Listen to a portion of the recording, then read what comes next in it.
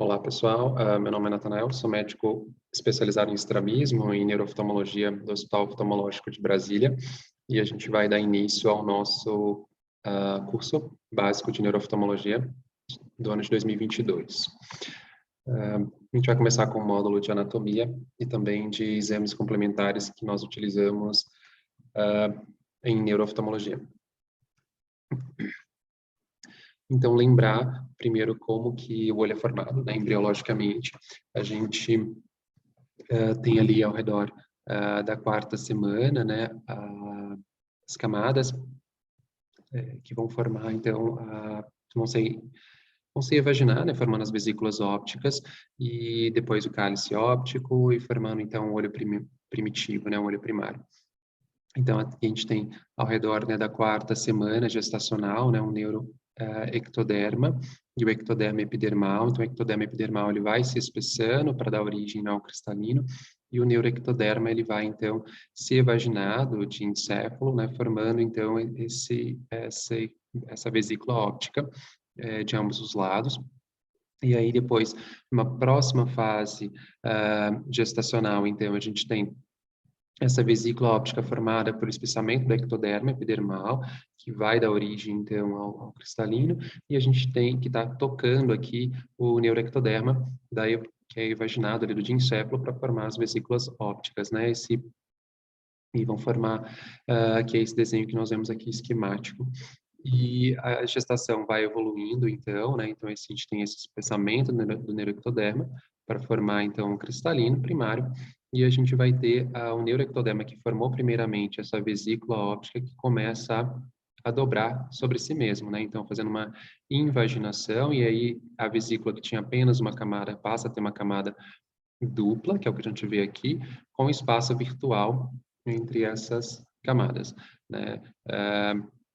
Dando origem, então, ali futuramente ao epitélio pigmentado da retina, que é a camada mais externa, mais próxima da esclera, e a retina neurosensorial, que é essa camada mais interna, mais voltada para o vítreo.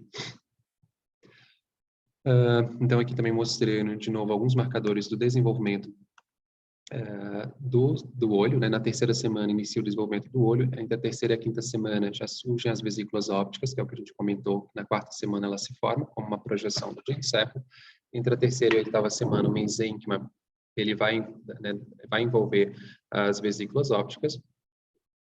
Na quarta semana a vesícula óptica, então, atinge a superfície do ectoderma, que, então, a superfície do ectoderma se espessa e vira o cristalino primário, e o neuroectoderma da vesícula óptica encosta, então, nesse espessamento do ectoderma.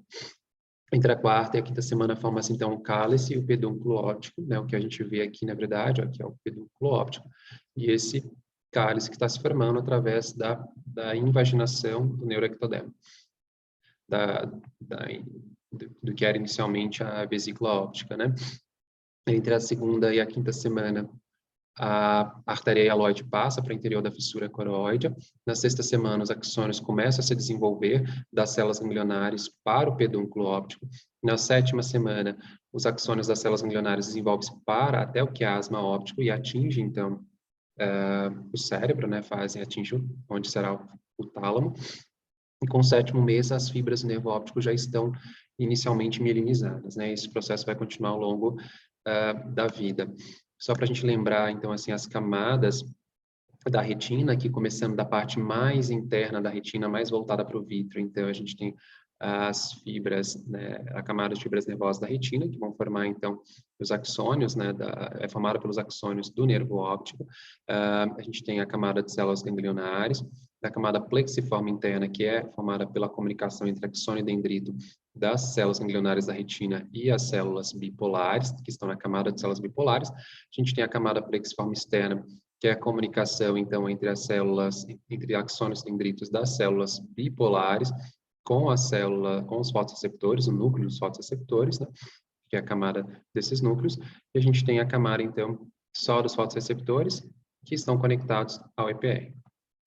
Então, o EPR ele veio dessa camada mais externa do neuroectoderma, que formava o cálice óptico. A gente tem um espaço, né, virtual entre eles, e aí vem a retina neurosensorial, que é uma origem, então, da parte interna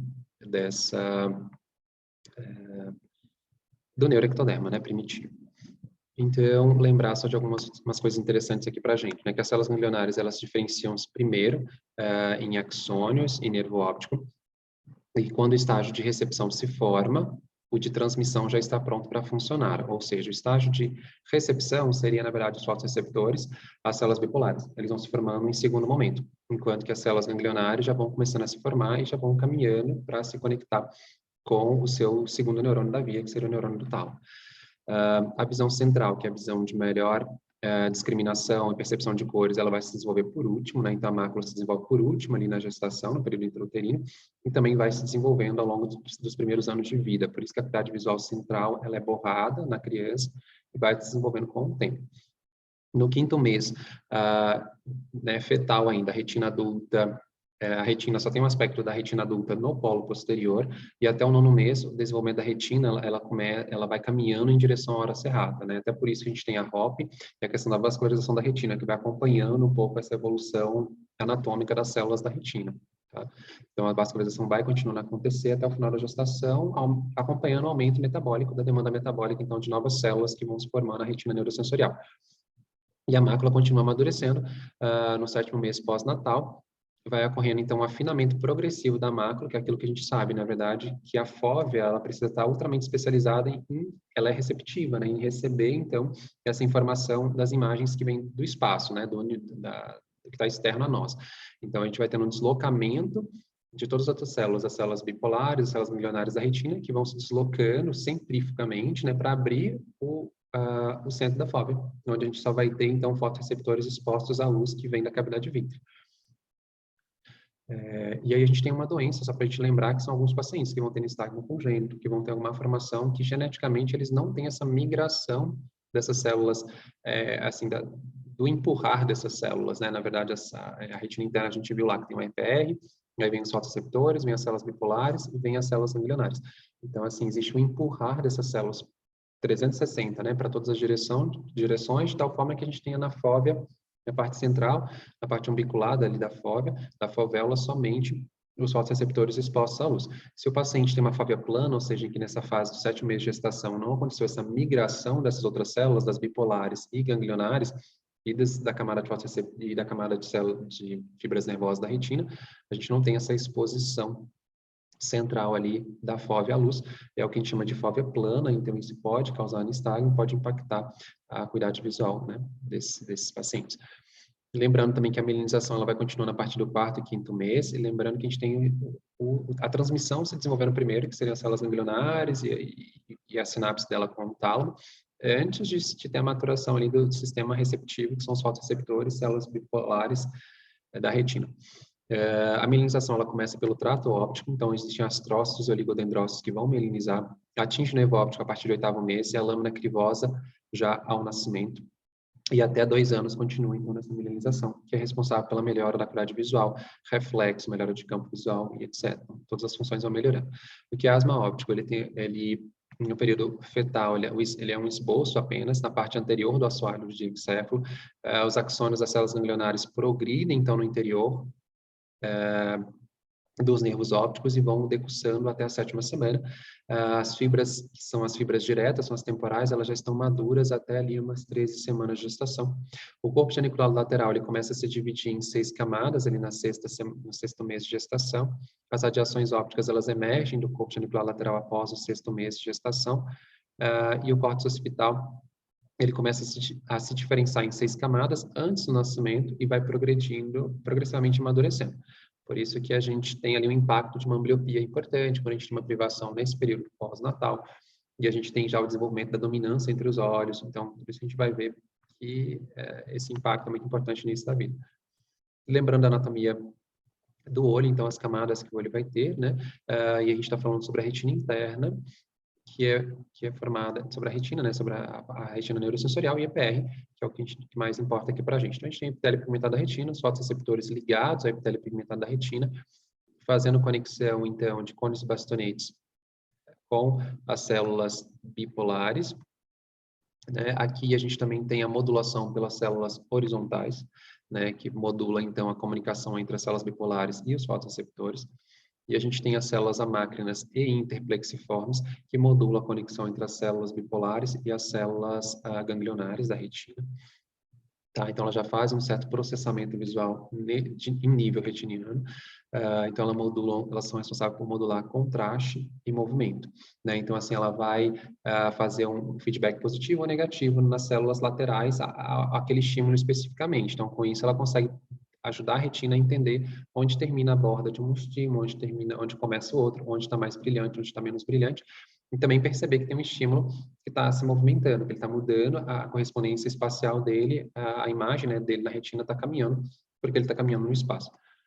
Então, ele vai sensibilizando umas células e apagando as outras que são dessensibilizadas. Tá? Então, aqui só para lembrar que a gente tem a correspondência no OCT, essa imagem tem que estar bem assim na nossa cabeça, né? Então a gente tem os vasos da coroide, né, aqui visíveis. De modo geral, a coroide ela tem mais ou menos a mesma espessura do que a retina interna, né? A não ser que a gente tenha uma coroide mais fina, um paciente míope. E a gente vai ter os vasos, né, da coriocapilar e os vasos mais dilatados, que são os vasos de Haller e Sattler ali, que são da coroide.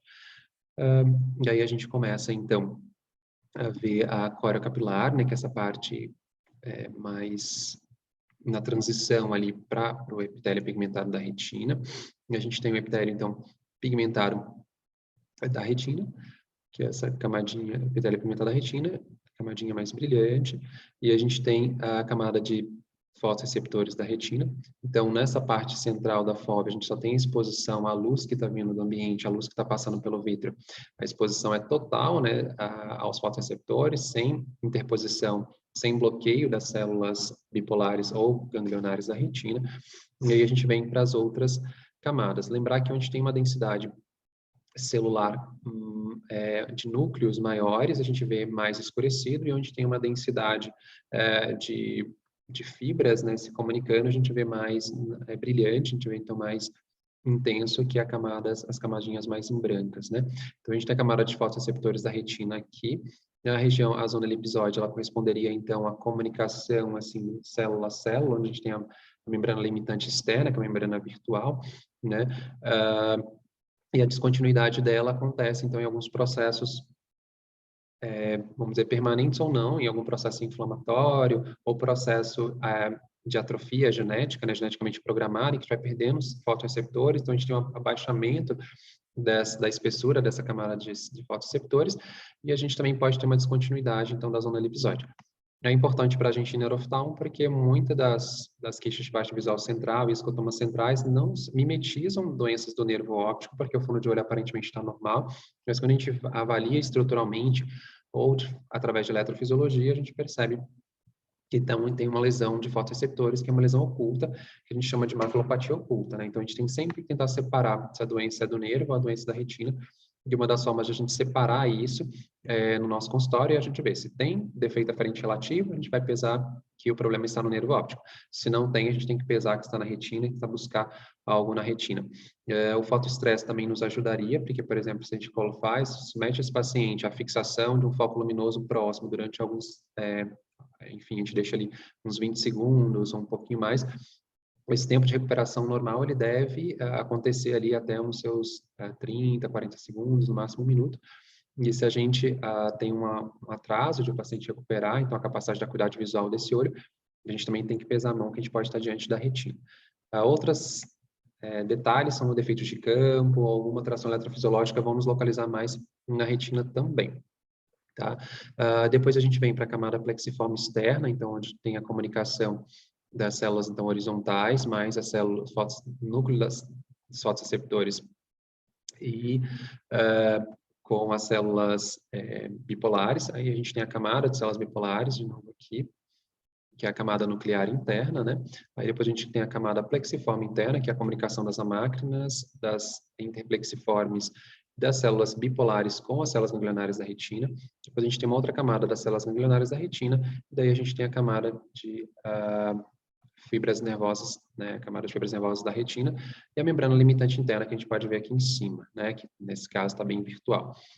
Lembrar que esse corte, por exemplo, a gente não está sabendo onde está o nervo óptico, mas o feixe, a papila macular, ele sempre tem mais fibras da camada de fibras nervosas, né? Então, a gente consegue perceber que aqui a gente tem uma espessura da camada de fibras nervosas muito mais densa do que do lado de cá. Então, isso sinaliza para a gente que o nervo óptico obrigatoriamente está desse lado. Então, trata-se aqui, né, do olho esquerdo desse paciente. Lembrando aqui de algumas características da anatomia da retina, a gente tem, então, cones e bastonetes. Os cones, eles são cerca de 5 a 7 milhões de cones, e eles vão ter pigmentos fotossensíveis, né? Então, os pigmentos fotossensíveis dos cones são as opsinas, vão ser sensíveis ao espectro de luz, tem um pico de sensibilidade ao espectro de luz vermelho, verde ou azul, a depender do tipo de cone. E os cones, eles sempre vão dar uma resposta on quando eles despolarizam, ou uma resposta off quando eles hiperpolarizam. Já os bastonetes, a gente tem um número bem maior, de 110 a 120 milhões, né, de bastonetes, estão espalhados na retina como um todo. Os cones predominam ali na fóvea, onde só tem cones sensíveis ao azul, e na região parafovear e macular, mas também existe um pouco de cones na periferia, à medida que vão ficando mais rarefeitos, né? E os bastonetes, eles também estão espalhados em toda a retina, mas também tem uma densidade maior na média periferia, que é onde a gente precisa ter melhor noção de campo periférico, onde a gente precisa ter mais noção de estímulo em movimento. A sensibilidade dos bastonetes, né, a molécula fotossensível é a rodopsina, tem um pico de sensibilidade que é mais ou menos de um comprimento de onda de 505 nanômetros, e é um tipo de resposta sempre on, que gera a despolarização dessa célula. Todos os fotoreceptores, eles convergem a energia luminosa em potenciais de membrana e leva à liberação de neurotransmissores, tá? Então, lembrando aqui um pouquinho também, né, então, assim, a gente tem a luz, né, ela vai levar a mudança estrutural do retineno 1, do fotopigmento, que pode ser a rodopsina ou as opsinas, vai com isso levar à ativação da proteína G e da transducina, que é um mediador intracelular, e aí com isso leva à ativação da fosfodiesterase 6, que é uma enzima, causando a diminuição intracelular do GMP cíclico, e com isso o fechamento dos canais de sódio que anteriormente estavam abertos, né? Então, assim, como vai entrar menos carga positiva nessa célula, essa célula vai hiperpolarizar e vai diminuir, então, a liberação de neurotransmissor. E com isso, esses neurotransmissores que eram inibitórios, né, eles deixam de estar sendo liberados, e as células bipolares vão, então, ser ativadas, então, né, em resposta à primeira sensibilização ali do bastonete ou do cone, né? Isso se a gente estiver tratando de uma célula ON, que é uma célula que sempre se despolariza, né? No escuro, então, os bastonetes, eles estão com os canais de sódio aberto, e aí continua uma corrente positiva por essa célula. Então, a concentração intracelular de sódio, ela é mantida pela bomba de sódio e potássio, e o potencial de repouso dessa célula é de menos 40, então ela tem milivolts, né? E ela tem uma liberação tônica, então, de glutamato, que é inibitório, né?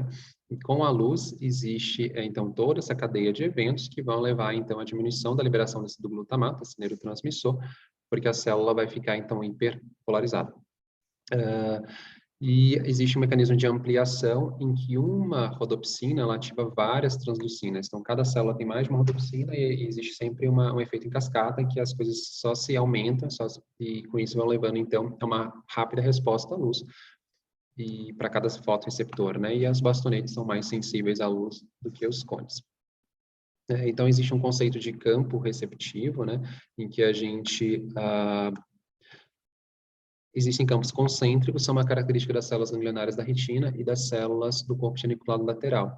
Então, assim, essa noção de campo receptivo, né? As células do corpo geniculado lateral têm a função de aumentar essa disparidade já presente nas células ganglionárias da retina entre resposta a um pequeno foco de luz centrada e respostas a luz difusa, né? Então, isso aqui, na verdade, o que ele está querendo dizer é que a gente consegue melhorar a resposta,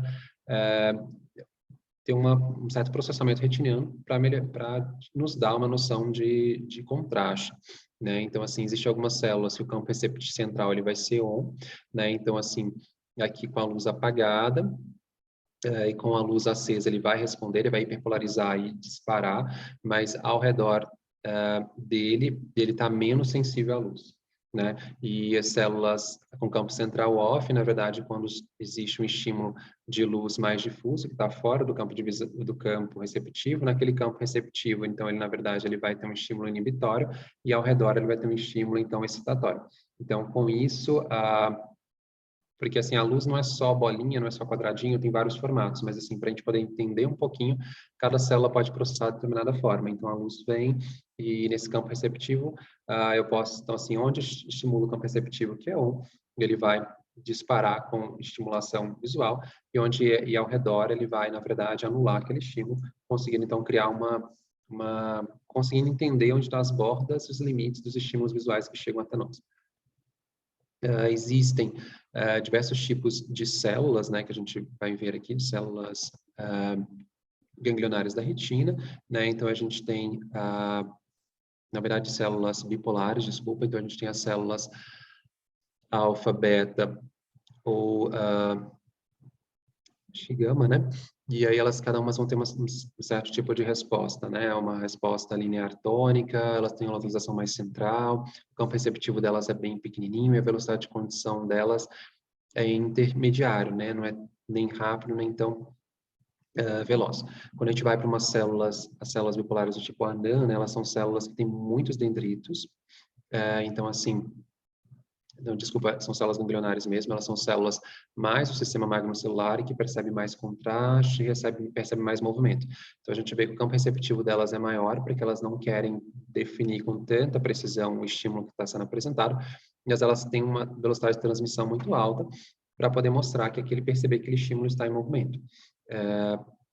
E aí, cada uma delas vão ter uma representação maior no córtex primário ou no córtex secundário.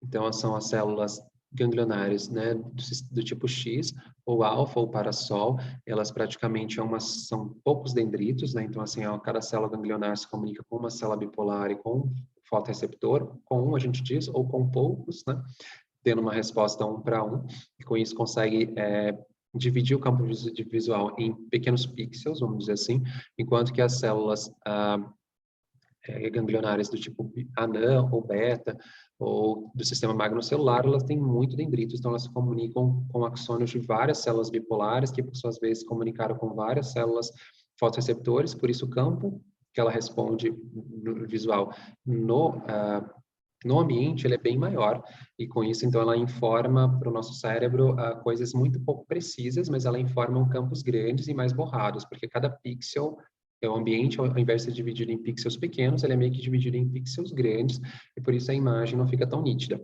na hora de a gente juntar esse quebra-cabeça de interpretar o que está vendo no ambiente. Mas a velocidade de transmissão é rápida, para que se perceba um estímulo que está passando em movimento.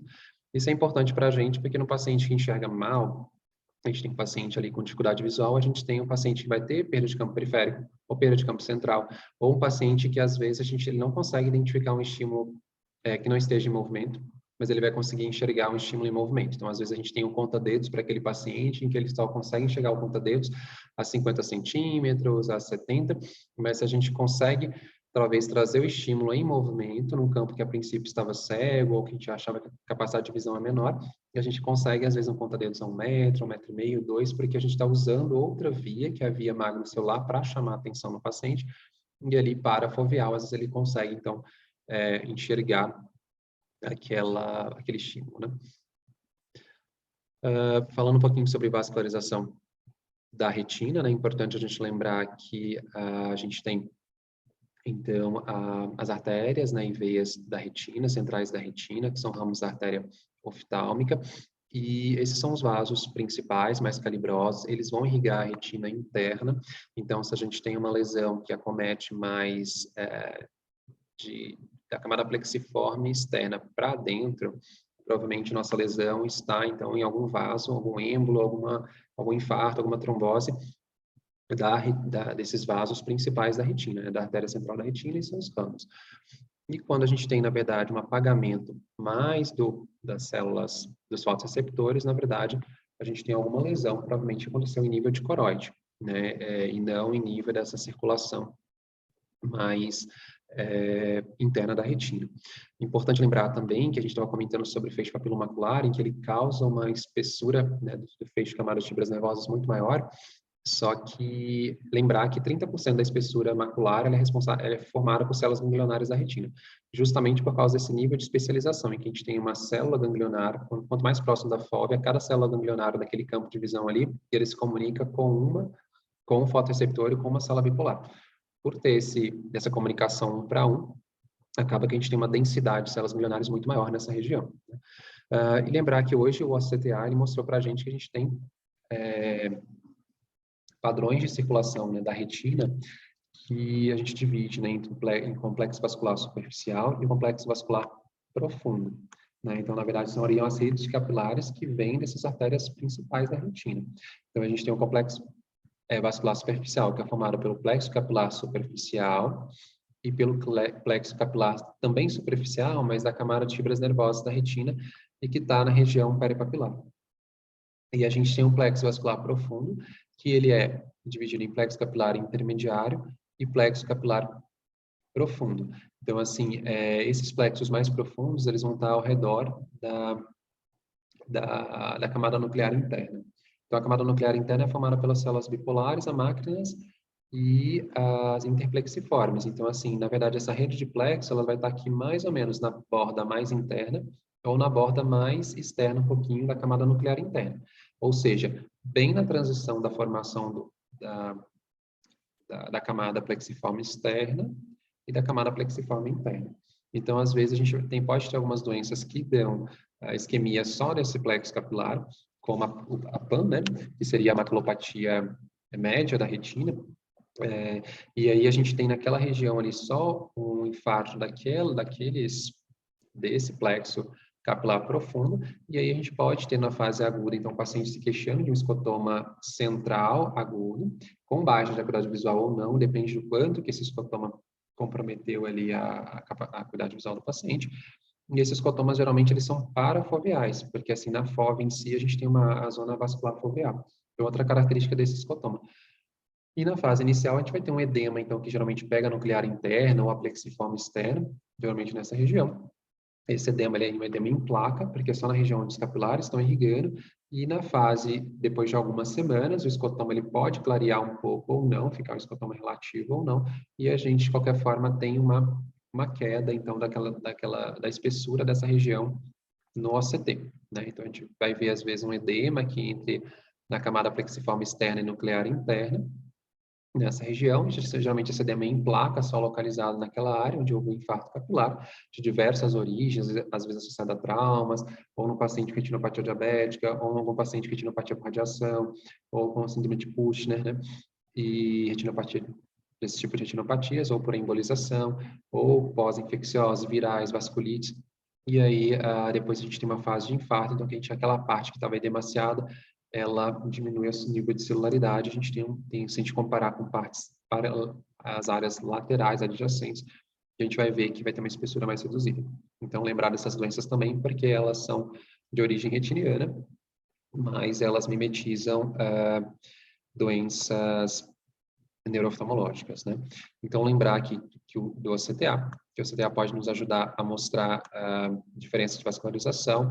Então, aqui é uma imagem com toda a vasculatura, aqui uma imagem só do plexo superficial, aqui uma imagem mais excetuando, né, o plexo peripapilar, e aqui uma imagem só do plexo intermediário, né, que seria aquele também chamado de plexo, né, que a gente chama aqui do complexo vascular profundo, mas apenas o plexo capilar intermediário. Então, a gente consegue ver ele aqui.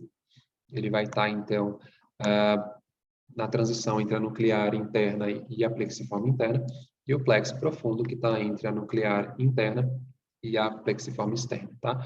E a córeo capilar. O que é importante para a gente? Muitas das vezes a gente tem um paciente, né, com infartos, daquelas retinianos, e ele tem escotomas que podem mimetizar glaucoma, que pode mimetizar enfim, uma neuropatia óptica isquêmica anterior, mas aí a gente pode se usar, né, tomada ou ACT para poder perceber, comparar um olho com o outro, perceber que existe uma redução do volume de capilares naquela região e ter uma correspondência com o escotoma. Se o escotoma não é progressivo, ele não progride ao longo do acompanhamento, a gente fica mais com a hipótese de infarto do que uma situação de um glaucoma, de um defeito de campo glaucomatoso, né?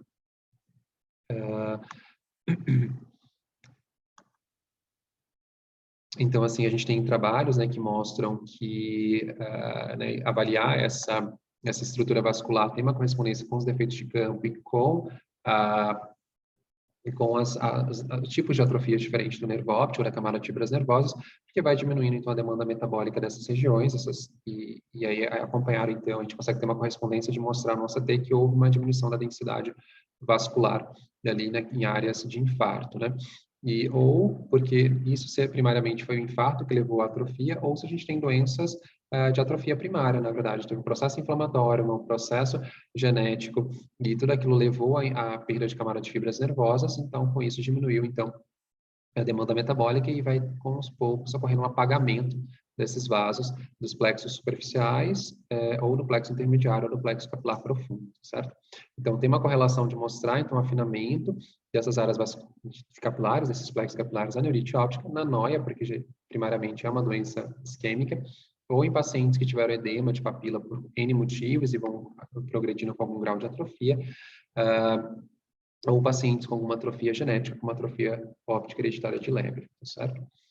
Vamos lembrar uma coisa importante para a gente aqui, é que o centro da retina, na verdade, a gente considera o centro da retina não no nervo óptico, como a gente está acostumado, quando a gente é residente, a gente está acostumado a encontrar o nervo para se orientar, e daí do nervo a gente procura a fóvea, então a gente fica com a sensação de que o nosso mundo gira ao redor do nervo, na verdade, mas a gente tem que tentar entender que a retina ela vai ser dividida, passando uma linha imaginária em cima da fóvea, né? O nervo óptico ele é formado por cerca de 1 milhão, né, 200 mil fibras, então isso já mostra para a gente que a gente tinha mais de 120 milhões, né, de bastonetes, 5 a 6 milhões de cones, então assim, é muito mais fotorreceptor, que é o sistema receptivo para receber a luz, transduzir esse sinal luminoso num potencial de ação, e isso estimula as células bipolares, que vai estimular então as células ganglionares da retina, e essas células sim é que vão formar então esse 1 milhão, 200 mil fibras do nervo óptico. As fibras mais periféricas, elas caminham, então as fibras mais periféricas, elas entram no nervo óptico pela parte superior e pela parte inferior, né, da rima neural, e as fibras do feixe papilomacular, elas entram, de modo geral, mais perpendicularmente no setor temporal do nervo óptico. O centro da retina, então, seria na fóvea, em que a gente vai dividir então, a fóvea é o centro da retina. Nesse caso, uma imagem do olho direito. Então, esse é o centro da retina. A gente tem daqui para o nosso lado direito, a gente tem a retina, então, nasal. E daqui para o nosso lado esquerdo, a gente tem a retina, então, temporal. As fibras, a gente pode imaginar uma RAF mediana passando aqui. Então, por isso, as fibras temporais, elas arqueiam para fugir da mácula e entrar na parte superior do nervo óptico, e as fibras inferiores temporais, né, elas arqueiam para entrar na parte inferior do nervo óptico. É importante a gente lembrar disso e perceber se eu tenho um nervo com atrofia ou não, eu posso ter um apagamento dessas estriações, que as estriações temporais, elas são mais fáceis de perceber e de enxergar. À medida que a gente vai treinando o nosso olho, vai conhecendo as doenças, a gente vai percebendo também que, tipo, existem as estriações temporais nesse paciente, mas esse paciente tem uma palidez, as extrações temporais, elas entram, na verdade, no nervo por cima e por baixo, mas esse paciente, na rima temporal do nervo, que está recebendo as fibras do feixe papilomacular, a gente vai vendo um apagamento dessas estriações e vai vendo ali aquela região ficando mais pálida. Então, a gente pode pensar realmente em uma atrofia óptica dominante, uma atrofia tóxico-carencial, uma atrofia bilateral por lesão quiasmática. Então, é isso que a gente tem que pensar. Lembrar que essa RAF que divide o olho em meridiano horizontal, ela também existe, e ela é importante para o glaucoma, porque o glaucoma a gente sabe que tem uma teoria de que existiria realmente uma perda prioritariamente, né, das fibras temporais, que são mais periféricas, né, então nosso entendimento do glaucoma é que ele tem uma perda de campo periférico primeiro, então essas fibras que são responsáveis pelo campo periférico, elas entram no nervo superior e inferiormente. Por isso que a gente descreve que o paciente pode ter um afinamento, né, inferior, temporal inferior ou temporal superior, que sendo característica do glaucoma. A gente descreve que ele pode ter um sinal de Reutemann, ou seja, as fibras periféricas que estão vindo arqueadas, arqueando a mácula e vão entrar pela parte superior ou inferior do nervo, elas começam a morrer primeiro no glaucoma, e aí a gente vai ter então afinamento daquelas bordas, ou tem um sinal de Reutemann, ou seja, só uma estriação que se perde, e ela vai ter uma correspondência na rima neural, que seria o NOT, né? Então, se você perdeu, afilou de forma afinou, né? Só uma parte específica da rima neural, que é o notching, e a correspondência seria a perda de algumas fibras arqueadas temporais correspondentes ali, né? E a gente veria, então, apagamento só de algumas fibras. Então, para as doenças do tipo glaucoma, a gente tem que levar em consideração essa divisão entre superior e inferior. E isso vai ter uma correspondência no campo visual. Então, se eu tenho uma perda das fibras que são arqueano superior, eu tenho um notch, um Reut superior nesse nervo, eu espero que eu vou ter um defeito de campo inferior. Se esse defeito de campo for relativo e ele está começando, primeiro que ele não vai ser muito denso, segundo que ele pode ser só um paracentral, ou ele pode ser só um sidal, e depois ele vai aumentando e ficando um arqueado incompleto, e até ele ficar um arqueado completo. Depende de quantos axônios, quantas células milionárias foram morrendo, e aí fui perdendo, então, sensibilidade do campo visual. Lembrar também que a lâmina cribiforme, ela tem esse aspecto, né, tanto na parte superior quanto inferior, eu tenho, na verdade, uma septação maior, né, e assim a gente acredita que as fibras estão entrando e fazendo uma angulação maior de 90 graus, e isso fragilizaria as fibras que estariam submetidas à pressão intraocular. Então, essa pressão intraocular, ela empurra, então, essas fibras para trás contra esse trabeculado, né, escleral aqui, não o trabeculado escleral, desculpa, mas a lâmina cribiforme, né, que não é o trabeculado da drenagem do moracoso, mas essa lâmina cribiforme que é meio trabeculada. Então, assim, a gente vai tendo, então, por isso, essa prioridade no glaucoma, de morrer as fibras superiores e inferiores, né? Talvez por essa septação, por as fibras estarem mais agrupadas, porque as septações são maiores. Então, isso é característico do glaucoma, e por isso os defeitos de campo são superior e inferior. E por isso também existe o glaucoma M-field test, ou seja, de se comparar se existe uma simetria superior e inferior.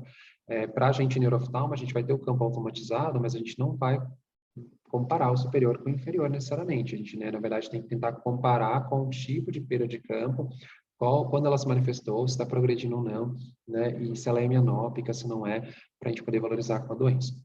Outra coisa importante, né, a gente já sabe do glaucoma que as fibras elas seguem um determinado padrão, em que a gente tem, então, o padrão ISANT, né, em que as fibras inferiores elas são mais espessas do que as fibras. A rima neural, na verdade, inferior, ela é mais espessa do que a superior, que é mais espessa que a nasal, que é mais espessa que a temporal. Por isso a gente segue o padrão de ISNT, né? Só que se as fibras são mais agrupadas seguindo esse padrão, toda vez que a gente tiver um edema do nervo óptico, a gente também espera que o edema, se ele for inicial, que ele comece onde tem mais fibras, porque ali vai ter mais estásio, ali vai ter mais acúmulo de líquido. Então, assim, é mais comum também que a gente tenha um edema que seja, às vezes, mais inferior e nasal, e depois um pouquinho superior, e as fibras temporais se edemaciem por último. Isso é importante no papiledema, que a gente acaba observando no estágio inicial, mais as fibras nasais, mais as fibras inferior ou superior, e aí pode aparecer um edema localizado. Por outro lado, também, quando o edema melhorar, porque o insulto melhorou, a hipertensão intracraniana melhorou, as últimas áreas a se desincharem, a melhorar o edema, geralmente são as áreas que começaram a edemaciar primeiro, porque são áreas que têm mais fibras, então elas podem ter mais estásio, certo? E aqui só para mostrar como o nervo, né, glaucomatoso vai ficando, isso a gente já sabe.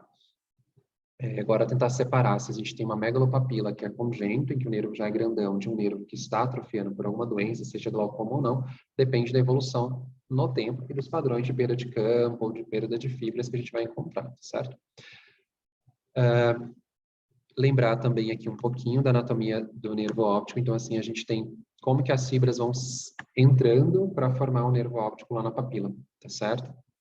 Então, essa aqui é uma figura que mostra a posição relativa das fibras nervosas retinianas. Então, em vermelho, a gente tem as fibras mais periféricas. As fibras mais periféricas, elas correm por baixo das outras. As fibras intermediárias vêm por cima dela, e as fibras mais centrais por cima.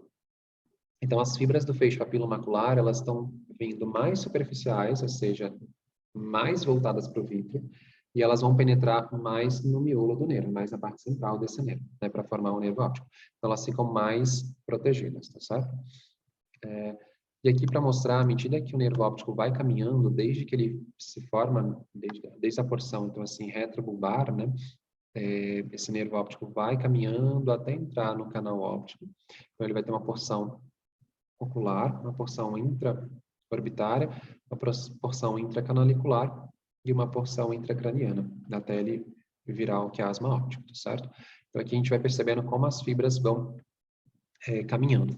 Então, aqui o nervo óptico proximal e aqui o nervo óptico mais distal. Então, o nervo óptico proximal seria aqui na origem dele. O que a gente tem, então? As fibras maculares. Existe uma, aqui que a gente estava falando naquela hora, que existe uma divisão da retina em retina nasal e temporal. Essa divisão se dá não no nervo, mas na forma. Existe também uma ráfia que divide o olho na horizontal, para a gente tentar entender em retina superior e retina inferior. É importante para a gente no glaucoma, é importante para a gente nas lesões vasculares da retina, porque a gente pode ter perda de campo que segue um êmbolo, que foi até um vaso terminal. E aqui a gente então vai ter uma divisão da retina proximal, bem nessa, quando ela está, desculpa, não da retina, mas o nervo, quando ele está emergindo né, do olho. A gente sabe que as fibras periféricas ficam mais periféricas no nervo.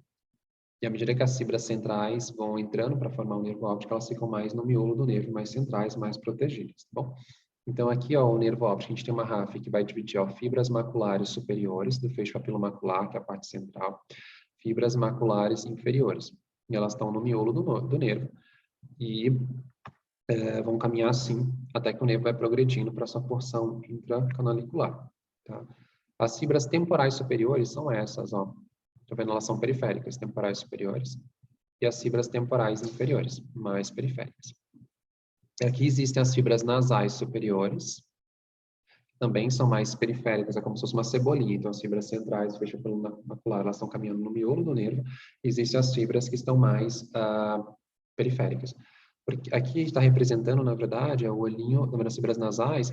Esse é como se fosse, enfim, vamos entender que a fibra nasal é porque ela está mais perto do nariz, na verdade, pensando assim no olho esquerdo. E as fibras temporais, que são as fibras temporal superior e temporal inferior. Tá bom? Isso aqui na emergência do nervo ao ele sair do olho, né? Existem algumas fibras temporais que elas são as fibras nasais, lembrar que a retina nasal, ela é maior do que a extensão dela.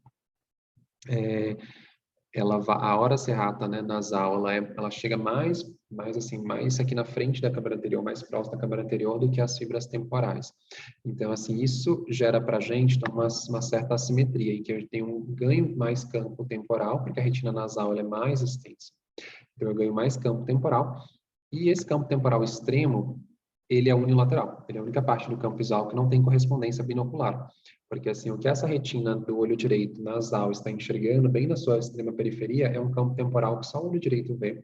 Da mesma forma acontece com o olho esquerdo, que a gente chama, então, de crescente temporal. Seria a área extrema da retina nasal que enxerga o campo de visão temporal e não tem uma correspondência binocular, certo? Então, essa parte da extrema região periférica aqui nasal, né? Então, ela fica bem na bordinha nasal do nervo e aqui bem na bordinha nasal. À medida que esse nervo vai avançando, o nervo, a parte das fibras maculares, elas vão ficando cada vez mais superficializadas. Elas saem do centro do nervo óptico e ficam mais superficiais, né? Então, elas ficam mais superficializadas, encostando mais na parte lateral do nervo óptico, tá certo? Por que é importante lembrar mais ou menos de como isso aqui funciona? Porque, assim, existem processos que comprimem o nervo óptico e eles podem estar comprimindo na órbita, né? Então, se eles estão comprimindo na órbita e eles estão comprimindo a porção, então, assim, comprimindo de temporal para nasal, se eles estão comprimindo e pegando o nervo óptico aqui na parte lateral, pode dar uma queda de visão central primariamente, né? Ou qualquer outro processo inflamatório que cometa o nervo como um todo, ele pode levar a uma perda de visão central, como acontece, então, na neurite óptica, mas ele pode levar a uma diminuição de sensibilidade difusa, ou de forma mais, assim, esparçada, pegando fibras nasais ou temporais, ou fibras mais periféricas. Então, assim, não existe um padrão clássico em que a gente possa dizer, assim, que perda de campo central é obrigatório na neurite óptica, por exemplo. Pode ser bem variável. E qualquer processo compressivo orbitário, por exemplo, ele pode levar a baixa divisão central. Lembrar, então, seguindo aqui o nervo óptico, a gente tem uma porção, então, intracanalicular, uma porção intracraniana, né? Então, assim, a porção intracanalicular, ela pode ser acometida por meningiomas ou aneurisma da artéria oftálmica.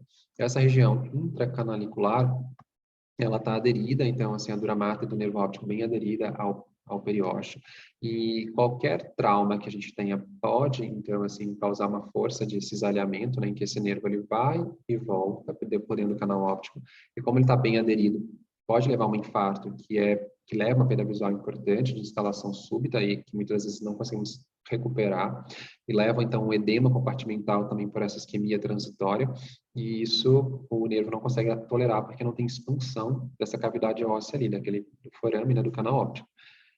Outra coisa também que alguns aneurismas de artéria oftálmica, que eu já tive paciente assim, se simulava um meningioma, mas que na verdade na arteriografia se mostrou ser um pequeno aneurisma, mas pequenos aneurismas nessa região também comprimem bastante o nervo, porque ele não tem um escape, não tem para onde ele ceder à compressão extrínseca que ele está recebendo.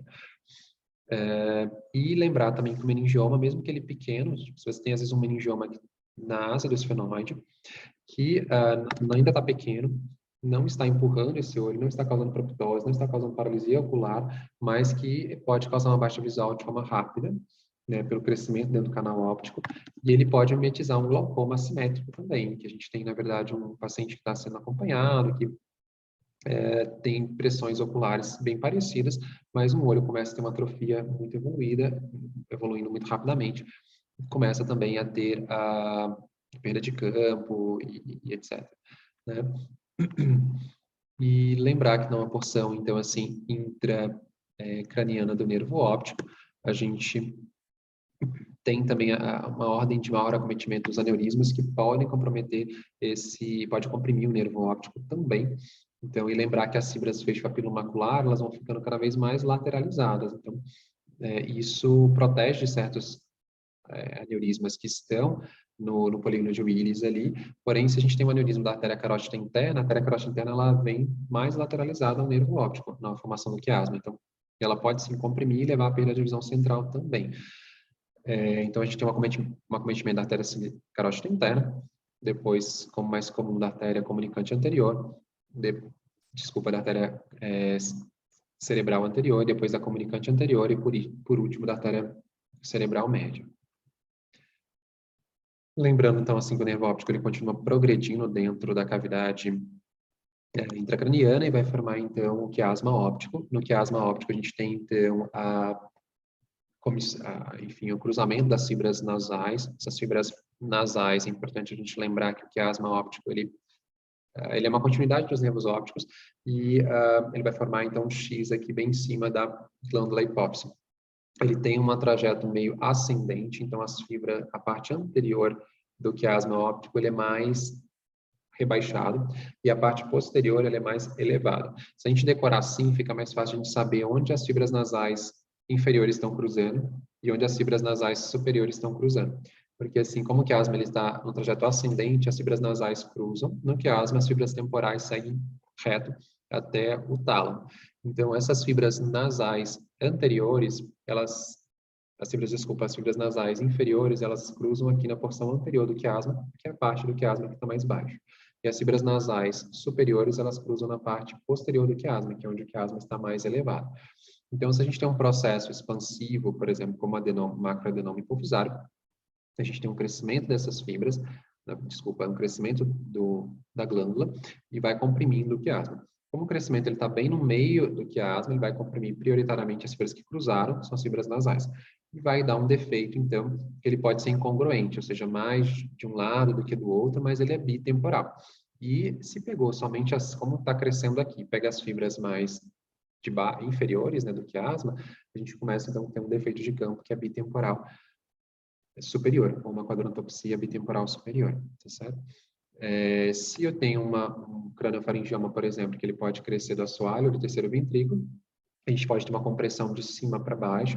Uma compressão de cima para baixo, as fibras, então, mais superiores do quiasma, que são as posteriores, elas são as fibras onde está cruzando as fibras nasais superiores. Por isso, a gente tem um defeito de campo que ele é mais bitemporal, só que inferior, né?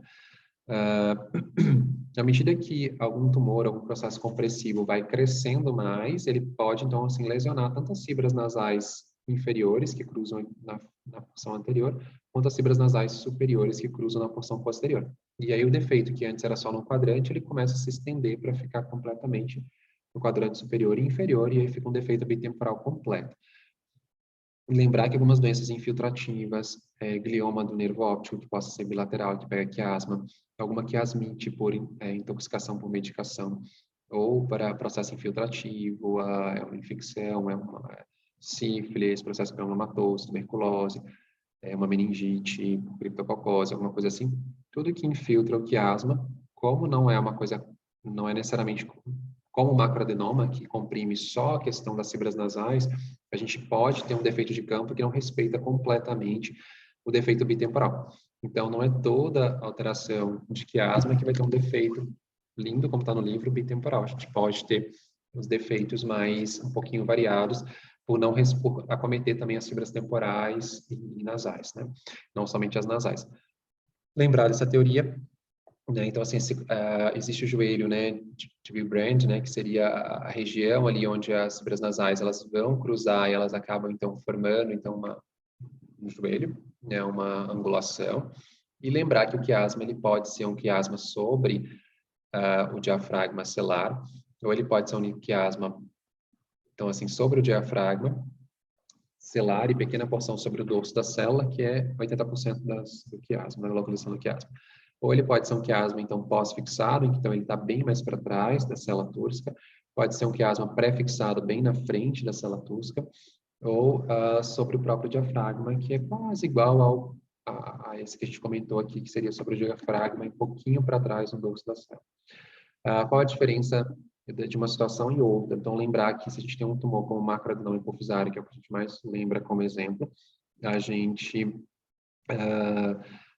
à medida que essa lesão vai crescendo, só tem um quiasma que está em cima da célula do dorso da célula túrcica, a gente vai ter uma compressão que é justamente nesse padrão das fibras nasais que cruzam, e eu vou ter um defeito que é bitemporal, incongruente, e esse defeito pode crescer para pegar só os quadrantes superiores ou pegar todo o quadrante superior e inferior e dar um defeito bitemporal completo, né? Defeito heterônimo, né? Bitemporal completo. Porém, se eu tenho um quiasma pré-fixado, acaba que ao esse tumor, um adenoma hipofisário, crescendo nessa região aqui, ele vai acometer principalmente as fibras nasais, mas as fibras nasais posteriores, né, que são as fibras que cruzam mais aqui em cima no quiasma. E vai comprometer já um pouco de trato óptico. Então, a gente pode ter um defeito que pode ser bitemporal, só que inferior, né? Mas se prioritariamente a gente começar a lesionar um trato óptico em relação ao outro, porque o tumor às vezes cresce mais para a direita ou para a esquerda, então se crescer mais para a esquerda, além de ter o defeito bitemporal, que seria então inferior, a gente ainda pode ter somado a isso um defeito hemianóptico contralateral, ou seja, se pegou mais o trato óptico esquerdo, eu vou ter um defeito que pega todo do campo temporal direito e todo o campo nasal esquerdo, além de ter um quadrantezinho aqui inferior temporal do lado esquerdo. E se a gente tem uma lesão, um quiasma que é pós-fixado, então a gente vai ter podemos ter uma síndrome juncional anterior. Isso que a gente descreveu agora seria a síndrome juncional posterior quando pega o trato óptico. Mas a gente pode ter uma síndrome juncional anterior, quando assim o quiasma, uma macroadenoma vai crescendo e o quiasma ele é mais pós-fixado, então a gente tem um comprometimento das fibras nasais que cruzam no quiasma, as fibras nasais que cruzam anteriormente são as nasais inferiores, então a gente vai ter um defeito de campo bitemporal superior, então só que se eu comprimir mais um nervo óptico do que o outro, por exemplo, o nervo óptico direito, eu posso ter uma diminuição difusa de sensibilidade do nervo óptico direito, aquele defeito no campo visual do olho direito, então pode pegar tudo, pode passar do meridiano horizontal vertical, não respeitar necessariamente o meridiano vertical, tem uma diminuição difusa do MD, de defeitos esparsos, e podendo ou não perceber um defeito mais denso no quadrante temporal superior, e no olho esquerdo tem um defeito no quadrante temporal superior. Então, lembrando que o trato óptico, né, ele tem várias relações anatômicas com a artéria comunicante posterior, o pedúnculo cerebral e o próprio lobo temporal. Então, qualquer lesão nessa região também pode cometer o trato óptico. Existem, então, seguindo nessas fibras, elas vão até o tálamo, né? E existem as fibras periféricas, né, as fibras periféricas superiores, né, do trato óptico, elas vão até fazer sinapse no corpo geniculado lateral dorso medial, a gente vai ver uma imagem ali mais para frente. As fibras periféricas inferiores fazem conexão no tálamo, no corpo geniculado lateral, ventro lateral. As fibras maculares seguem o plano dorso lateral do trato óptico e as fibras nasais periféricas seguem o plano ventromedial do trato óptico. A gente vai entender melhor um pouquinho o que isso significa. Existem não só fibras aferentes que saem do olho e chegam até o corpo geniculado lateral, mas é importante entender que existe uma certa já modulação inconsciente da visão para ganhar, enfim, para percepção de claro escuro, para percepção de contraste, movimento, ainda que a gente não identifique, tem um nível de processamento para identificar aquelas imagens e ter consciência delas, né? E ligá-las à memória ou ao aprendizado. Mas a gente tem fibras que saem do corpo geniculado lateral e que vão até a retina para modular, né, a retina. Então, são fibras que são geniculo-retinianas. Existem neurônios que fazem uma modulação vinda do próprio pulvinar, então do pulvinar do tálamo até o corpo geniculado lateral, da mesma forma que existem fibras que vêm do colículo superior. E lembrar que faz a modulação no tálamo também. E lembrar que parte das fibras das células milionárias da retina, a gente também tem as células, então a gente viu que tem células milionárias da retina que são do sistema parvocelular, do sistema magnocelular, e a gente também tem as células que são intrinsecamente carregadas de melanopsina, sensíveis à melanopsina. Então elas são células ganglionares que não chegam aí até o córtex, mas elas vão caminhando pelo nervo óptico, quiasma, trato óptico, e elas fazem sinapse no colículo superior, então elas descem até o mesencéfalo para fazer sinapse no colículo superior, sendo responsável, então, pelo reflexo fotomotor direto e o consensual, e também vão até o núcleo supraquiasmático do diencéfalo, né, sendo responsável ali por informar para o nosso cérebro quantas horas a gente está tendo de exposição ao dia à luz e quantas horas a gente está tendo de exposição a pouca luz, vamos dizer assim. E daí a gente controla, então, o ciclo circadiano de sono e de vigília, tá? Então, assim, tudo aquilo que a gente falou sobre as fibras do tracto óptico ao adentrarem, né, no corpo geniculado lateral, o que significa é que o corpo geniculado lateral ele é dividido em lamelas, né? Então, a gente tem uma lamela A1, A2, A3, até A6, são níveis de camadas, e elas vão se sobrepondo. As células corpogeniculado laterais, que são responsáveis por receber as fibras, que são as fibras contralaterais, que são as fibras que cruzaram no quiasma, ou seja, são as fibras nasais, são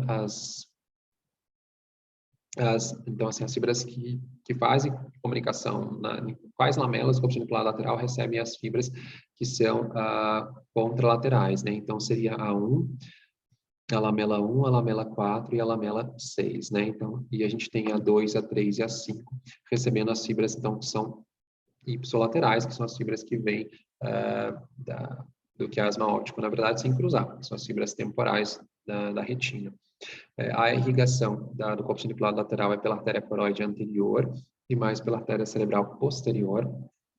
E o que a gente quis dizer é que as fibras, existe uma rotação das fibras ao entrar no corpo genicular lateral, né? Então, existe uma rotação de 90 graus, né? Então, a gente tem uma representação da retina superior, da retina inferior e da mácula, que tem um determinado padrão dentro do corpo genicular lateral. Então, a gente faz uma rotação, então, de 90 graus. Então, a gente tem uma retina, as fibras da retina superior e as fibras da retina inferior. Então, elas giram, as fibras giram, assim, para dentro, vamos dizer assim. Então, as fibras da retina superior, elas, que são responsáveis né, que vêm da retina superior e que são responsáveis pelo nosso campo inferior, elas vão girar para entrar no tálamo, medialmente, né, dentro do corpo genicular lateral. E as fibras inferiores vão entrar, então, lateralmente, né, no corpo genicular lateral, enquanto que as fibras maculares, elas entram no meio desse processo, na região dorso medial do corpo genicular lateral. Isso vai ter um impacto um pouquinho para a gente poder depois entender o defeito de campo visual que acontece quando a gente tem um infarto no corpo seminclado lateral. Mas, lembrando a anatomia, que a gente tem 70% da via das células milionárias da retina sendo a via parvocelular e 20% a via magnocelular. A via parvocelular, então, no corpo genicular lateral é formada por 4 camadas, as 4 camadas superiores, então, elas são da via parvocelular, então, 1, 2 é magnocelular, o restante é parvocelular, tem maior representação no tálamo e vai ter maior representação no córtex visual também. É responsável pela visão de cores e detalhes finos e tem um campo receptivo pequeno, que é aquilo que a gente começou a ver lá atrás na diagramação assim, da própria retina neurosensorial, né? Elas são mais sensíveis, esse sistema parvocelular, aos contrastes de luminância, ou seja, de algo que é mais brilhante, algo menos brilhante. Já o magnocelular são as 2 camadas inferiores do corpo genicular lateral, as camadas 1 e 2, e elas têm uma fraca acuidade, ou seja, fraco poder de discriminação das formas, vai ter uma mesma resposta a estímulos de cores diferentes e vai responder a altas frequências temporais, ou seja, e fracos contrastes, ou seja, ela tem uma sensibilidade ao contraste maior, ou seja, mesmo objetos que tenham um contraste baixo entre si, a via magnocelular percebe, e altas frequências temporais significam, se a gente tiver ciclos, por exemplo, de colunas pretas e brancas, essas colunas grossas, se eu tenho colunas grossas, eu tenho baixa frequência, ou seja, para 10 centímetros, por exemplo, do espaço, se eu tenho colunas grossas, eu vou conseguir preencher talvez com 3, 4 dessas colunas de alto contraste, entre preto e branco, por exemplo.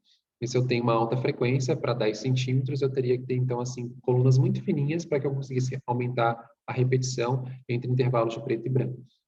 Então, o que a gente quer dizer que a via magnocelular, ela tem uma percepção a altas frequências,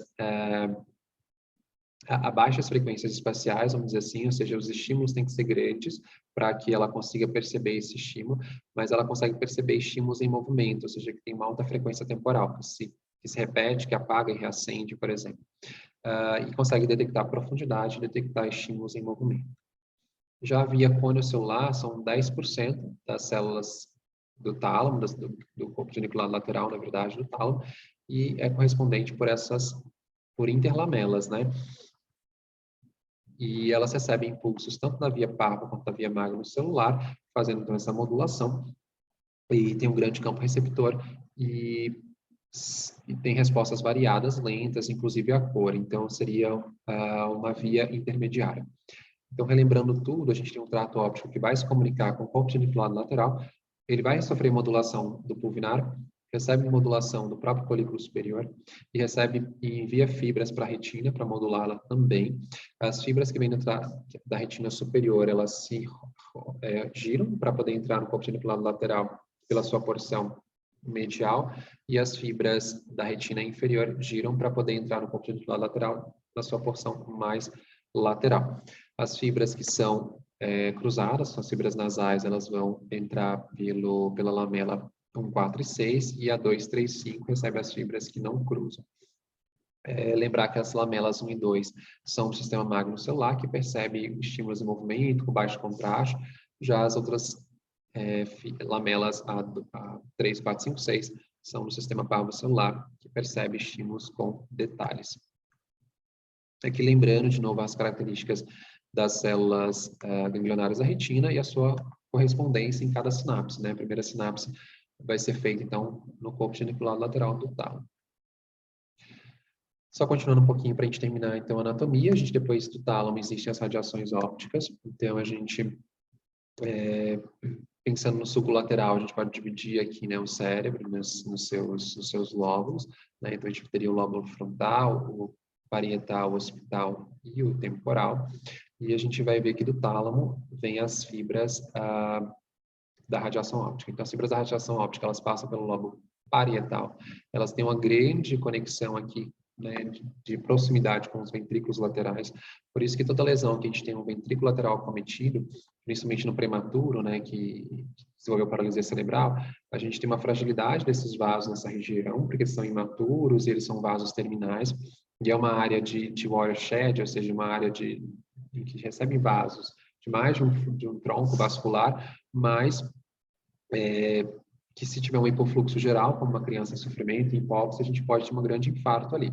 Então, por isso, essas crianças costumam ter paralisias motoras múltiplas, porque foi bilateral, então pegou os dois tractos córticos pinhais e está passando ali a via óptica. Então, assim, a gente pode ter defeitos de campos importantes, que pode ter uma predominância de uma hemenopsia homônima direita ou esquerda. E lembrar, então, se a gente tem uma criança com leucomalácia periventricular, a gente tem uma grande chance de dilatação desses ventrículos, de ter perdido essas fibras, que são as fibras da radiação óptica. Tá?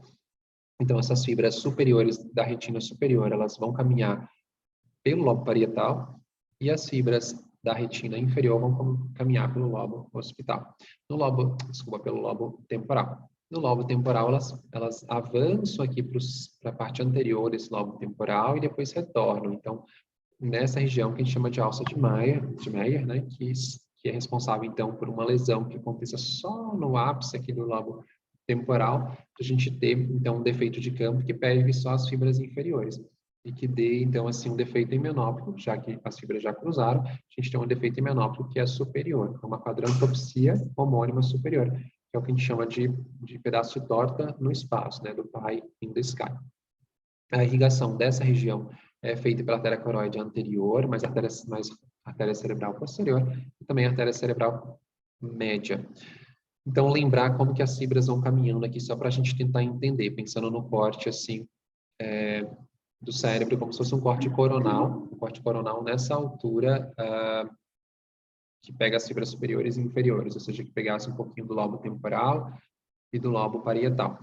Então, a gente tem aqui as fibras superiores estão passando no lobo parietal e as fibras inferiores estão passando no lobo temporal. E aí a gente tem as fibras mais periféricas e as fibras mais centrais. Então, aqui as fibras maculares inferiores e aqui as fibras maculares superiores, certo? Passando no lobo parietal e aqui passando no lobo temporal. E a gente vai começando a caminhar para as fibras periféricas, as periféricas superiores e as periféricas inferiores. Lembrando que a gente tem a retina nasal. Lá no extremo da retina nasal, a gente tem uma retina nasal extrema que é superior e uma retina nasal extrema que é inferior, que vai ser responsável pelo crescente temporal. Então, a gente tem as fibras aqui, então, periféricas monoculares superiores, que essas daqui, e as fibras periféricas, então, monoculares inferiores, que são essas daqui, certo? Então, elas estão caminhando dentro das radiações ópticas, e aqui no meio estaria o ventrículo lateral. Então, qualquer infarto no ventrículo lateral vai perdendo um pouquinho dessas fibras. E aí a gente chega até o córtex visual, que é o córtex visual primário. Então, a gente tem um lobo occipital, que é a área 17 de Brodmann, que é responsável pela sensação primária da visão, para a gente começar a perceber as imagens dentro daquele nível de discriminação que o cérebro consegue nos dar, né, de luz, contraste, forma. E a parte 18 de Brodmann, ela é responsável pelo reflexo de fixação e fusão das imagens, né, que seria a resposta motora, é o que nos faz ter vontade. Eu identifiquei que eu estou enxergando e essa imagem está na fóvea, eu preciso manter essa imagem na fóvea e eu preciso seguir essa imagem se essa imagem está caminhando. Eu quero mudar a fixação, quero olhar para algo que apareceu no meu campo periférico, eu tenho que jogar minha fóvea, calcular qual a velocidade que eu tenho que jogar a fóvea e para qual direção, e de forma conjugada entre os olhos, para que eu consiga deixar de fixar um estímulo de interesse e passe a fixar outro que esteja no campo periférico. Então, essa área é responsável por isso. E a área 19 de Brodmann faz a integração visual, permite reconhecer a natureza dos objetos, letras, tamanho, forma, distância. Então, ela já tem um novo nível de processamento que depende, então, do aprendizado que a gente vai adquirindo ao longo da vida. O que o córtex visual primário ele faz? Ele torna linhas e contornos dos estímulos visuais mais importantes. Então, ele vai acentuando isso para dar uma primeira interpretação do mundo, tá certo? Ele também serve para orientar um estímulo, para dizer se ele está inclinado ou não, se ele vem da direita para a esquerda, da esquerda para a direita, e também percebe o movimento desse estímulo, se ele está estático ou se ele está em movimento, tá? A vascularização da área do córtex visual primário, ela é feita pela artéria cerebral posterior e também pela artéria cerebral média, e é importante lembrar que nessa região aqui do córtex visual, então a gente está chegando ramos da artéria cerebral média, que emerge aqui e irriga toda essa região, e ramos da artéria cerebral posterior, que está vindo aqui por baixo, está irrigando toda essa região, né? Então, assim, é de propósito que a gente tem duas artérias irrigando o sulco calcarino e que a gente tem um lobo do cérebro, o lobo occipital, só responsável pela visão, porque a visão é muito importante. porque a visão ela é algo no sentido antecipativo, ou seja, que te permite perceber o perigo, se antecipar ao que está ao redor e explorar o ambiente. Então, é muito importante para o nosso aprendizado ter a visão. Existe uma comunicação assim da visão com pelo menos 40% de todo o cérebro para ter feedback das coisas, das informações, do aprendizado. Então, a gente tem uma dupla circulação para proteger o lobo occipital para que ele não tenha infarto. Porém, então assim, se a gente tem uma lesão isquêmica que é só de um ramo, a gente consegue ter um outro ramo suprindo e evitando que essa perda, esse dano fosse maior. Só que se a gente tiver um hipofluxo generalizado, né, então você tem um paciente com anemia grave, tem um renal crônico, tem um paciente que teve, enfim, uma instabilidade hemodinâmica, circulação extracorpórea, que ele teve algum hipofluxo por algum motivo, ou fez uma cirurgia de coluna em que a gente está mexendo, está tendo que colocar uma anestesia que vai interferir com todo o plexo simpático e parasimpático, ou a gente vai induzir isso de alguma forma manipulando ali a coluna, fazendo uma cirurgia ortopédica e tal. Então a gente pode ter uma instabilidade hemodinâmica muito importante. Com isso, como é uma área de duplo fluxo arterial, mas que esse fluxo ele é generalizado, a gente também pode ter infartos importantes e o paciente acordar de uma situação dessa cego, por conta do hipofluxo tecido dos dois troncos musculares. Né? Então, vamos lembrar como que a representação no córtex cerebral se dá das fibras da retina. Então, lembrar que a retina lá era dividida, né, na fova, retina nasal e temporal, e a gente tem uma ráfia também horizontal que divide a retina em superior e inferior. O córtex occipital, então, ele vai desde que a gente tem a retina tem muito mais células na mácula para dar visão central. Depois a gente tem muita a proteção dessas células, das células milionárias da retina, que formam o nervo óptico, que são responsáveis pela visão central. Elas vão caminhar no centro do nervo óptico para ficarem protegidas. Depois elas vão caminhar até o corpo genicular lateral e a gente vai ter muito mais neurônios da lamela lá 4, 3, 4, 5, 6, dedicada à visão central. E depois no córtex cerebral também, a gente vai ter muito mais neurônios dedicados à visão central. Por isso, então, a gente tem uma representação da visão central muito maior. E essa representação se dá justamente bem no ápice aqui. Por isso, quando a gente faz o potencial visual evocado, a gente coloca os eletrodos bem no osso, bem próximo da borda do lobo occipital. Como está bem naquela região, a gente consegue captar com menos interferência, a gente capta muito mais a resposta da visão central, dos 5 graus centrais. E a gente acaba não captando o campo periférico. E aí a gente tem, então, no sulcalcarino superior, a região macular, então, superior, fazendo conexão aqui, a região macular inferior, fazendo conexão no sulcalcarino inferior, e a gente tem as fibras periféricas superiores, fazendo conexão superior, a periférica inferior, fazendo conexão inferior, e a gente tem a área do crescente temporal, ou seja, as fibras nasais superiores e inferiores, que são monoculares. Então, você vê que elas ficam mais no sulcalcarino inferior, na verdade, e só que assim, na parte superior, a gente tem então as monoculares superiores e as monoculares inferiores na parte inferior, certo? Então, toda lesão que a gente tem mais profunda no lobo occipital, seja tumoral, o que seja, ou desmelinizante e tal, a gente vai ter uma lesão mais no crescente temporal. Se eu tiver uma lesão mais na parte bem superficial do lobo occipital, a gente então tem uma lesão que pega mais a acuidade visual central. Algumas coisas importantes para a gente lembrar aqui do córtex occipital em termos de perda de campo visual. Então, a artéria cerebral posterior, os vasos dela são mais proximais, elas vão irrigar então as fibras do campo visual médio, periférico e periférico. Então, um AVC que pega o território da artéria cerebral posterior, ele vai preservar o campo de visão central, tá certo?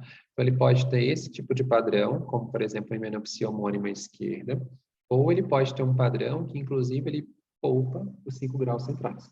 Então, esse paciente ele pode ter uma preservação da acuidade macular pelos 5 graus centrais no lado da himenopsia, tá certo? Por quê? Porque o campo comprometido foi somente esse campo periférico, tá certo?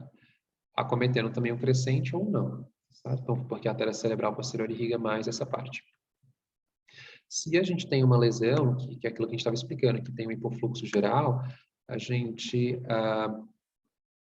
vai levar, então, a uma hipotensão só do campo central, então os vasos são vasos terminais, né, da artéria cerebral média e da artéria cerebral posterior, que irrigariam todo o sulco calcarino, né, tanto superior quanto inferior. E geralmente a gente pode ter, então, nessa ocasião, uma preservação dos vasos maiores, né, ou seja, que estavam irrigando essa parte mais de campo periférico, só os vasos terminais, que são mais finos, e que irrigam, então, essa borda do sulco calcarino e que podem estar comprometidos. Então, tem uma isquemia só ali na representação da mácula, né? Então, a gente vai ter um defeito de campo que ele é hemianópico, se a gente pegou só um dos lados, pegamos só a parte esquerda, então, por exemplo, a gente tem esse defeito de campo que pega só o escotoma central dos 5 graus centrais, mas que ele é bem bonitinho, ele respeita o meridiano vertical. Então, é diferente do escotoma seco central e é diferente do escotoma de uma neurite óptica ou tóxico carencial, que pegaria seco central. É que um escotoma que vai respeitar o meridiano vertical, tá? Lembrar mais um pouquinho aqui do córtex hospital, que a gente tem, na verdade, córtex visual, né? Ele tem 300 milhões de neurônios. Lembra que a gente falou sobre os campos receptivos lá na retina, nas células ganglionares. São campos receptivos mais circulares, né? Que a gente tem a célula aqui no seu campo receptivo, ela pode ser on-off, e na borda, para criar contraste, ela cria uma inibição das células que estão ao redor. E aí, até por isso que na eletroretinografia a gente dá aqueles estímulos em losangos ou quadrados e tal, porque justamente para tentar isolar a resposta de cada célula. A gente coloca um estímulo que brilha ao lado do estímulo que não brilha, e a gente vai tentando isolar a resposta da célula. Aqui, na verdade, os campos receptivos, eles não são circulares ou concêntricos, eles são lineares ou retangulares. Né? Então, a gente consegue, pelo córtex visual, distinguir formas angulares bem definidas. E a gente vai ter colunas de dominância, né? Então, assim, a gente vai ter essas colunas de dominância no córtex visual primário, ou estriado, né, em V1, a área 18 de Brodmann, que é a área que é responsável por fixação, segmento, resposta motora, corresponde a V2, V3 e V4, né? Que já são áreas também de associação, né, de interpretação da visão. E as áreas de memória, de aprendizado, de fala, já são a área 19 de Brodmann, né? Então, assim, a gente tem colunas de dominância ocular e a gente vai ter níveis em que essas células vão estar em cada coluna. Então, as sinapses, geralmente, das vias parvocelular, ou seja, da radiação óptica que vem do ponto genicular lateral até o córtex visual primário, vai respeitar essas colunas, cada uma delas é responsável por uma determinada interpretação. Você vê que essa coluna de dominância interpreta o estímulo que vem na perpendicular. Essa segunda coluna aqui, ó, de frente para trás, ela vai interpretar o estímulo que está tombado, mas um pouquinho inclinado. A outra, um estímulo mais reto a 180. Essa inclinada na outra direção, essa de novo na vertical. Então, a gente vai estimulando células específicas que são responsáveis por interpretar que algo está em movimento ou conseguir entender as bordas dos estímulos que a gente está percebendo, né? E aí a gente vai ter também níveis desses neurônios, por exemplo, como a camada 4, como a camada 3, camada 2, e a via parvocelular, ou seja, a conexão com esses neurônios de melhor interpretação de imagem, de cor, etc., se dá nesse nível de camada, né, 2 e 3. Então, assim, existem no córtex visual as células que são células simples, no córtex 17 de Brodmann, células complexas, células hipercomplexas, só para a gente tentar começar a entender como é muito mais difícil do que a gente consegue ter ideia, né, sobre o funcionamento da visão. Mas a célula simples do córtex hospital, ela tem campo receptor do tipo on ou off, ou seja, ele bipolariza ou despolariza. Ela tem um campo receptor, então, alongado, elíptico ou ovalado, porque a gente percebe que o campo receptivo não é mais redondinho, ele é para perceber a direção dos estímulos no espaço, né? E responde melhor a estímulos lineares, como as fendas ou as barras, para a gente poder separar o que a gente está enxergando, e detecta a orientação do estímulo, então, se ele está em que inclinação ele está. As células complexas, ela tem um campo receptor já retangular, maior, não possui áreas on e off, e detectam, então, o sentido do movimento, né? E as células hipercomplexas têm um campo receptor on, bem delimitado, e de limites lineares, diversas formas, quadrados, retangulares ou até cruciformes, e vão conseguir já detectar a forma. Aqui só para vocês lembrarem que essas colunas de dominância, então, que a gente percebe, né, e assim, elas, quando a gente tem um paciente, então, com miopia, a gente tem colunas de dominância de um olho não também desenvolvidas em relação ao outro, porque foram suprimidas, né? Seja pelo estrabismo, seja por desalinhamento ocular ou por privação, por por privação mesmo de uma pálpebra obstruindo ou de uma catarata congênita, ou por privação refracional, que aquele olho estava mais embaçado do que o outro. Então, a gente tem grumos, né, que respondem ao comprimento de onda, então começa a perceber cor, e intergrumos, que respondem à modificação na forma do estímulo. Então, só para vocês a gente entenderem que vão tendo colunas, vão tendo níveis de células, vão tendo células complexas, hipercomplexas, e como elas vão respondendo aos estímulos até chegar na resposta final. Né?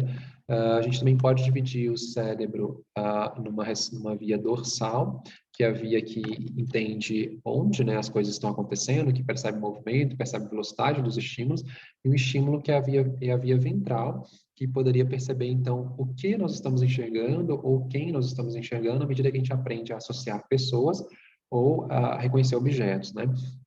Então, assim, a via dorsal, que entende o onde e que controla a resposta de movimento dos olhos aonde estão as coisas no espaço, é uma via que envolve, então, o córtex parietal posterior, é uma via de ação, que ela ajusta o movimento dos nossos olhos aos estímulos, também aos membros do corpo, né, para a gente poder... Então, tem alguns pacientes que podem ter uma ataxia ou uma dismetria, não porque o cerebelo não esteja funcionando, mas porque essas vias estão comprometidas, então ele não consegue saber onde ele tem que colocar a mão para alcançar o objeto, porque ele não está conseguindo interpretar onde ele está posicionado no espaço.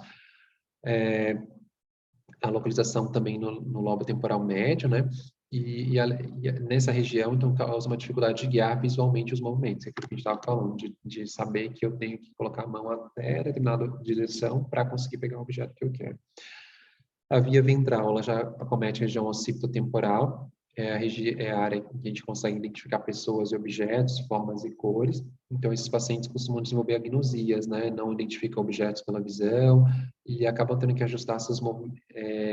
Não consegue identificar pela visão, né? Ou seja, de dar nome, de procurar, enfim. Ele sabe que objeto é, mas ele não consegue reconhecer aquilo numa mesa, por exemplo, e não consegue, mas eles conseguiriam ajustar o seu movimento pela visão, ou seja, eu não sei nomear se aquele objeto apresentado para mim é um celular, por exemplo, mas se alguém apresenta, eu sei esticar meu braço, porque eu sei localizar no espaço onde aquele objeto está e consigo pegar com a minha mão.